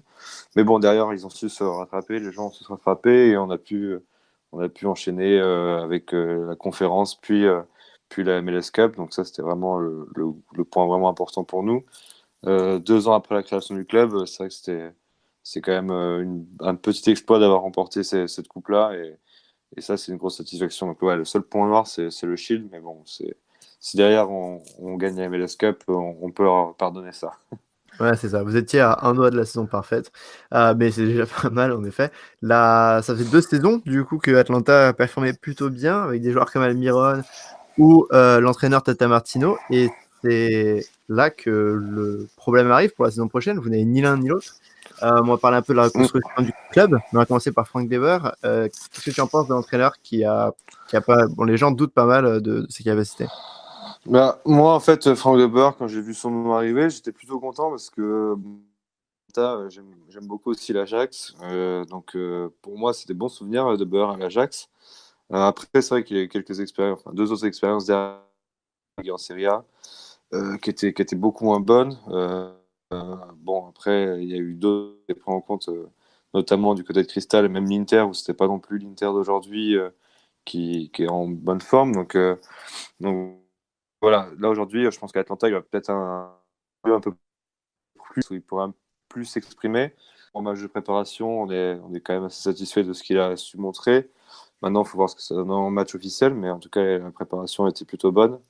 Aucune défaite et un match nul face à LAFC. Donc on verra. Pour De Boer, en tout cas, je suis plutôt content. Et au niveau des joueurs, donc vous avez perdu Almiron, entre autres, mais aussi par exemple Greg Garza à Cincinnati. Est-ce que tu peux nous dire un petit peu au niveau des départs si ça a été bien remplacé et s'il y a d'autres aussi joueurs qui sont partis ou qui sont arrivés que tu aimerais parler? Bah, au niveau en fait, je pense que les départs étaient déjà préparés en amont. Par exemple, bon, on avait Almiron, mais derrière, on avait aussi Barco qui était là et qui n'a pas eu la saison dernière. Peut-être que cette saison, on jouera un peu différemment et Barco aura plus de temps de jeu. On a eu aussi Pitti qui est arrivé et qui, je pense, lui, sera vraiment le remplaçant, en tout cas, le remplaçant nommé d'Almiron. Et là, c'est un très très bon joueur qui vient être le meilleur joueur sud-américain, enfin jouant dans des championnats sud-américains la saison dernière. Un joueur qui arrive, il a fait une bonne pré-saison. Il a déjà su montrer toute sa classe et il compte avec l'autre, Martinez, Joseph. Donc ça, c'est positif. Après, on a eu les arrivées, une un peu médiatisée en France parce que Pogba. Bon, c'est un pari qu'on fait sur lui. C'est un pari qu'on fait sur lui, mais je pense qu'il peut quand même apporter sa petite touche à Atlanta et bon, pas sortir non plus un top défenseur qu'on a pris là, mais c'est un bon joueur et je pense qu'il peut sortir, ces matchs avec Atlanta. Et le point d'interrogation pour moi, ça va être Break Shea qui. Bon, ça, c'est vraiment la grosse interrogation. J'attends de voir. Vraiment une petite question pour moi. Après, ça fait longtemps qu'il n'a pas joué dans une équipe qui a de la possession, donc il y a peut-être moyen avec Atlanta qu'on redécouvre. Ce joueur qui s'est un peu perdu depuis quelques saisons. Et il y a une question aussi au niveau des transferts. Vous avez Darlington Nagbe, votre numéro, on va dire 6-8, un petit peu, enfin en gros, un taulier du milieu de terrain qui apparemment voudrait rejoindre son ancien entraîneur à Columbus. Est-ce que tu sais si ça va arriver et surtout si ça veut dire que Pogba sera titulaire? Si Nagbe s'en va, oui, effectivement, on pourrait voir Pogba titulaire. Vraiment, l'intérêt est là pour lui de partir au Columbus. Ça pourrait se faire et ça pourrait se faire même très, très rapidement. Donc voilà. Ouais. ça laisserait la chance à Pogba.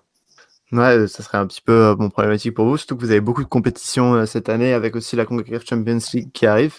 Est-ce que tu sais s'il y a d'autres recrues qui sont à l'étude et qui peuvent arriver d'ici le début de la saison?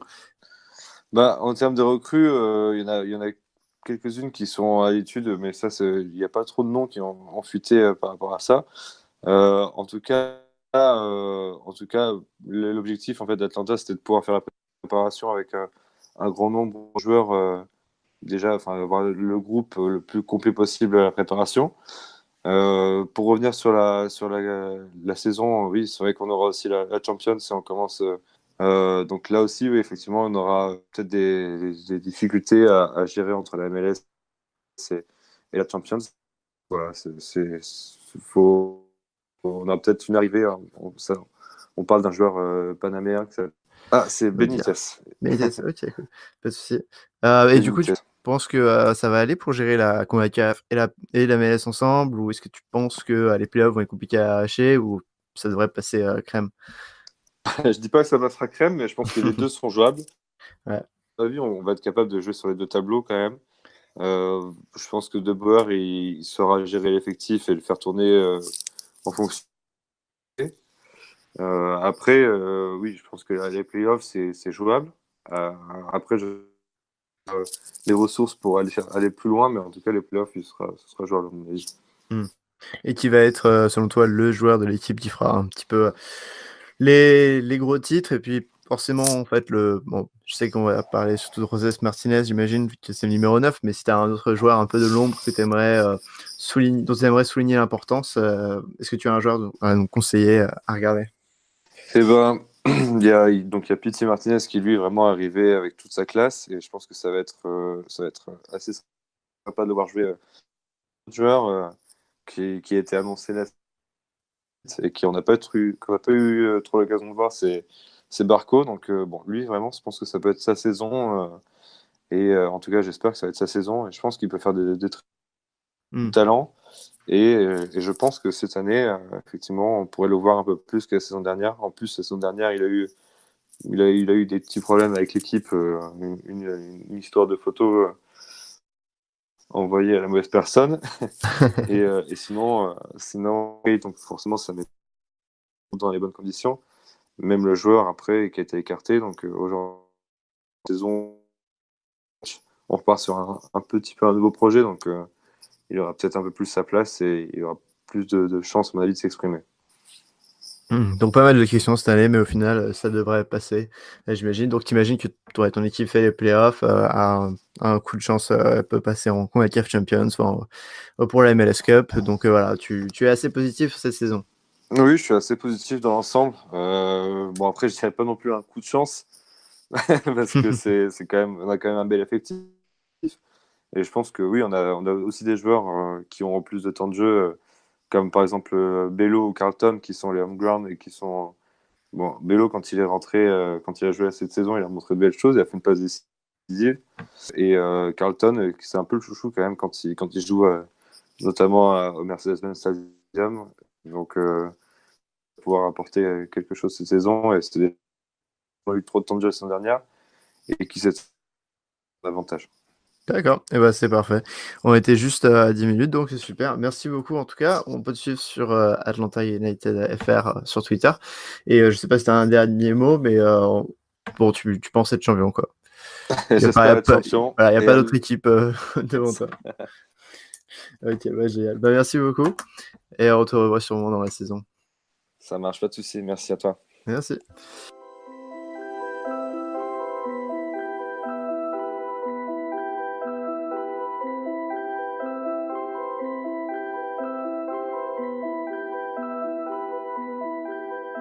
Pour la suite de ce podcast, je suis maintenant avec Antoine Latran, qui est le CM du compte Seattle Sounders en français.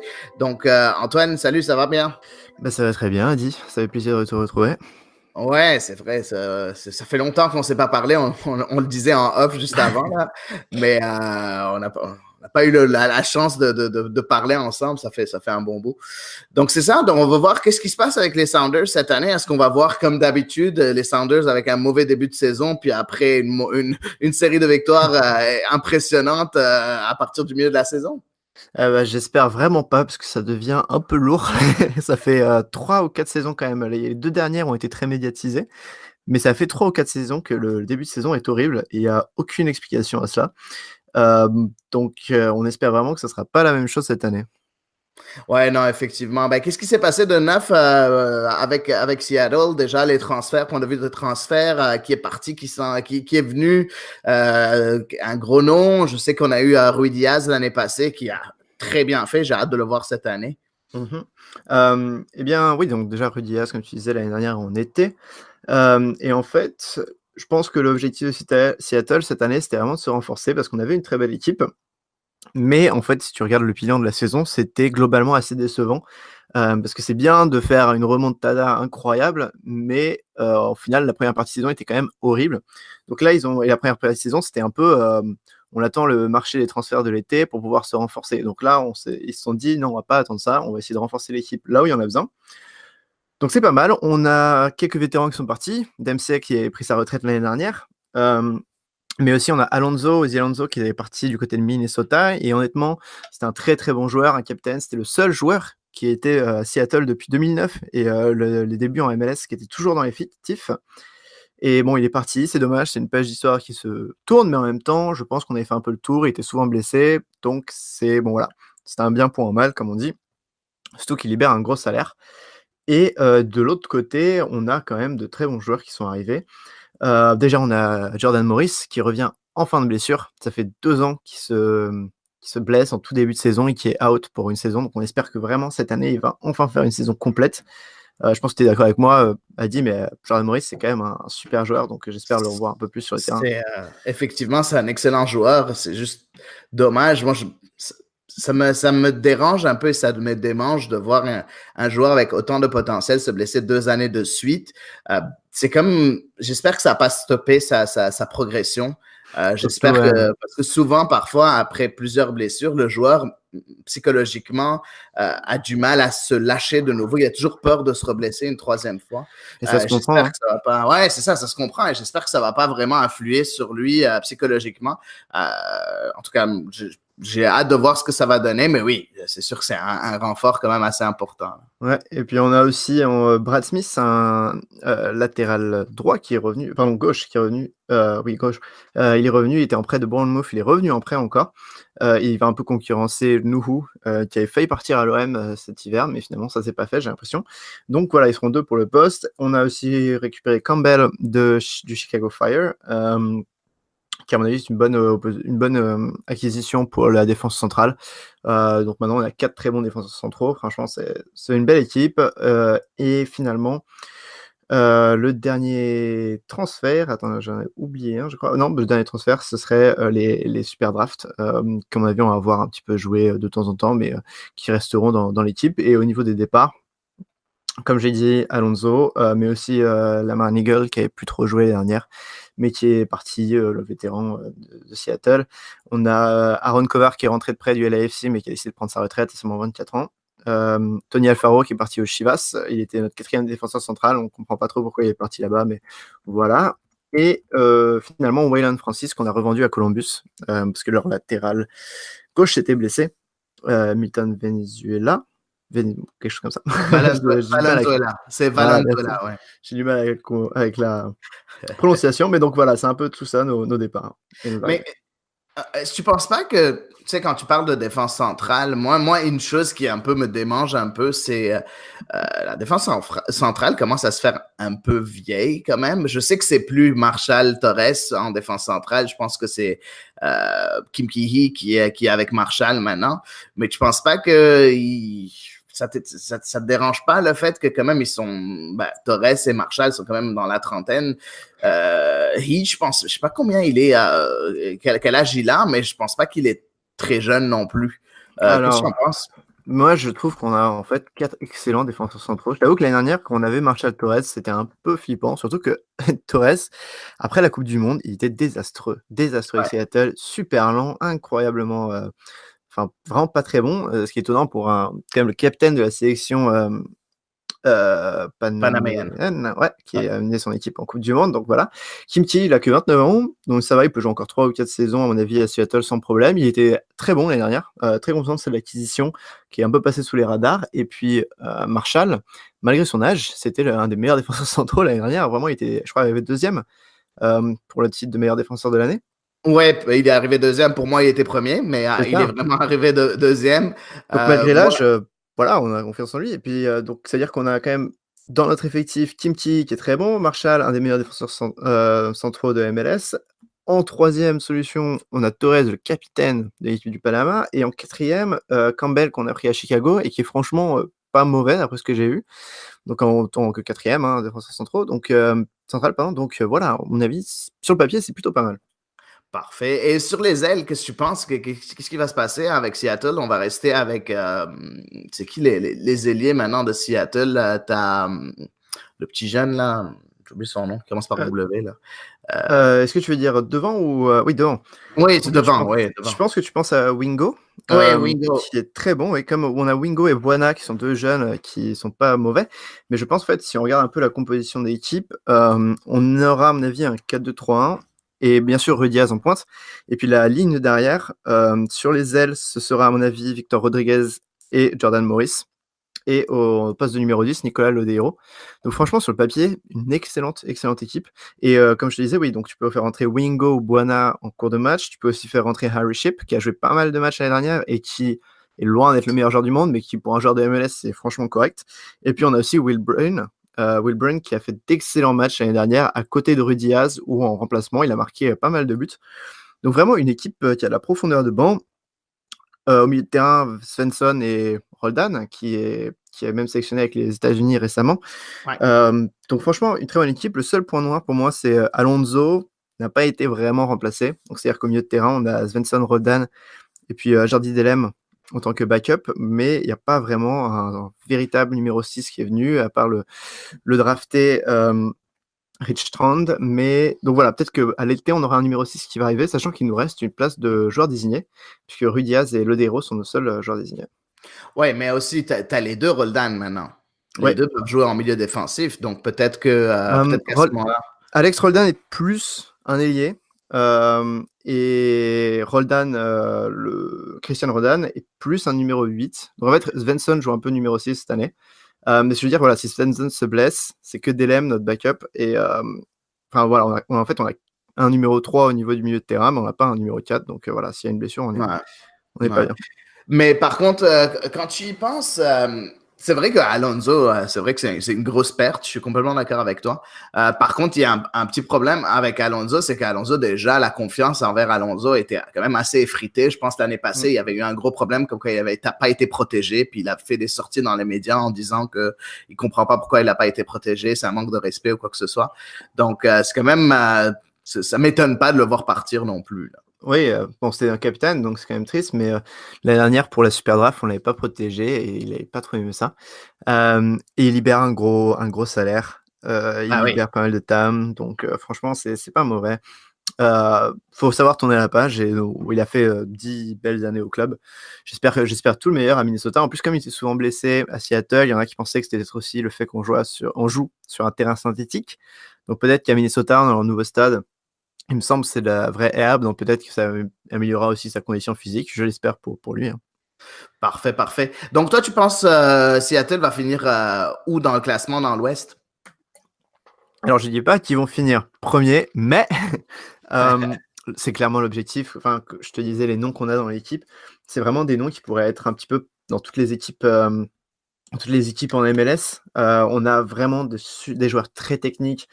Lodeiro, Morris, Rodriguez, Rudy Diaz, des joueurs qui sont expérimentés comme Svensson, Marshall, Frey au goal, qui a vraiment sorti une saison extraordinaire aussi l'année dernière. Enfin, franchement, sur le papier, on a une excellente équipe. Le problème, l'année dernière, c'était les blessures. Cette année, ça a l'air d'aller pour le moment. Et comme je te disais, on a une profondeur de banc, surtout devant, pas trop au milieu de terrain, mais devant et derrière, qui est pas mauvaise. Franchement, tous les postes sont doublés, à part le numéro 6, tous les postes sont doublés. Et voilà, je pense que si on n'arrive pas dans les 3 premiers, ce sera une vraie déception. Et j'ai pas envie qu'on fasse le coup de une demi-saison pourrie, puis après on remonte et tout le monde est content. Bah non, tout le monde n'est pas content quand tu as fait une demi-saison toute naze. Franchement, ça pèse dans la balance. Donc j'espère qu'on fera de belles choses. Cette année, en plus, on n'a pas la CONCACAF Champions. L'année dernière, on avait fait de belles prestations. Mais ça nous avait coûté quand même quelques joueurs. D'ailleurs, je crois que Maurice était blessé sur un match de CONCACAF. Cette année, on n'a pas ça, donc on va pouvoir vraiment avoir un beau calendrier. Ça serait sympa d'avoir une coupe. On en a déjà quelques-unes, ce serait sympa d'en avoir une, ou alors de vraiment terminer dans les top 3 à l'Ouest et pourquoi pas aller plus loin dans les playoffs. Parfait. Et ton joueur clé, bon, je suppose que tu vas me dire Lodeiro, mais c'est qui ton joueur clé pour Seattle? Lodeiro, c'est pas mal, mais vraiment pour moi, si Maurice arrive à faire une saison complète et retourner à son niveau qu'il avait il y a 2 ans, ce serait vraiment le joueur clé de l'équipe, puisque si tu l'as pas, après c'est des jeunes comme Buana ou Wingo, ou alors Harry Shipp qui n'a pas quand même le même niveau. Et en fait, ça va vraiment être une saison où il va falloir l'observer de très près, Maurice, parce que les deux dernières saisons, il était out à cause de 2 blessures, et à chaque fois, c'est les ligaments croisés. Et pour un joueur qui a tout son talent au niveau de sa vitesse et son accélération, les ligaments croisés, ça peut être fatal. Donc s'il arrive à retrouver sa vitesse, retrouver son aisance technique, il peut vraiment contribuer à une dizaine de buts alors qu'il est sur l'aile, tu vois. Donc s'il arrive à combiner bien avec Lodeiro et Rudy Diaz, ça peut être vraiment le facteur qui nous donne la MLS Cup. Ah, parfait, excellent. Ben écoute, c'est parfait pour un petit résumé de Seattle. C'est très optimiste. Aujourd'hui. C'est vraiment très optimiste. Je suis un peu moins optimiste que toi, moi, personnellement. Je trouve qu'il manque un peu de profondeur. Je ne mettrais pas tant d'espoir sur Jordan Morris après 2 ans blessé. Je l'aurais fait rentrer progressivement dans l'équipe. Mais je vois ce que tu veux dire. C'est sûr que c'est un talent extraordinaire à qui il faut donner sa chance. Donc c'est ça, on va à ce moment-là clôturer ce petit résumé des Sounders de Seattle. Et ça va faire en sorte que aussi ce sera la fin de notre épisode de Culture Soccer cette semaine. N'oubliez pas de vous abonner à notre chaîne Twitter Culture Soccer, à commercial Culture Soccer, aussi à notre chaîne YouTube Culture Soccer aussi. Et regardez notre site web, on a vraiment des articles de qualité qui couvrent toutes les ligues d'Amérique du Nord. Quelque chose à ajouter, Antoine? Non, oui, c'est sûr que sur le site, en plus, vous avez des articles sur certaines franchises qu'on a évoquées pendant ce podcast, donc jetez-vous dessus. Et on a un article aussi sur nos paris dingues pour cette saison, avec 4 paris un peu fous. Donc n'hésitez pas à aller lire tout ce qu'il y a sur Culture Soccer, et puis à vous abonner aux chaînes Spotify, Spreaker, iTunes, je sais pas, sur n'importe quelle plateforme d'écoute. Et voilà, je crois qu'on est bon, Madi. Ouais, ben parfait, excellent. Ben alors on va se laisser là et puis on se voit la semaine prochaine dans ce cas-là. Ciao.